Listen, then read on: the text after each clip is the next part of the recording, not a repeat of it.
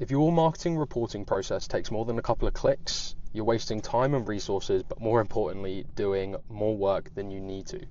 In the Digivizer platform, you're going to have reports going out automatically every week and every month to all of your users you have invited into the platform. So this might be your marketing team, maybe your CEO or financial team, and it can also be external parties, maybe consultants or agencies. But if you actually want to send a report to anyone that's not invited to the platform, or just want to send a custom date range report, so this might be a report for last quarter, or maybe for a specific period within the year that you want to report on, you can do this really easily as well. So all you have to do is either type in or select an email, and this doesn't have to be someone invited into the platform, it can be anyone you want.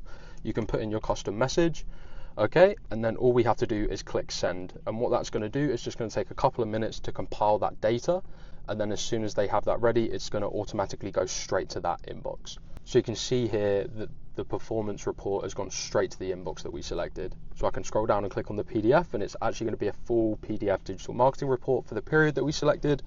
So we selected last quarter, and we're comparing to the previous period before that, so the previous quarter.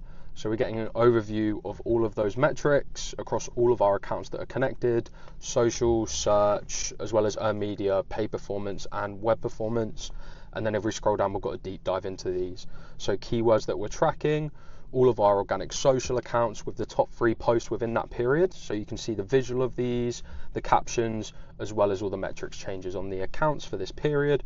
And that's including Facebook, Instagram, LinkedIn, YouTube, X, and every other major platform that you want to track. And then if we scroll down a little bit further, we're going to see our paid performance if we were running paid. And then you're also going to be able to see web performance, so things like our key metrics, our top traffic sources, as well as our top pages. And then lastly, we're going to be able to see any earned media. So anyone tagging our brand online, we're also going to be able to see the visuals and the top posts within that period as well.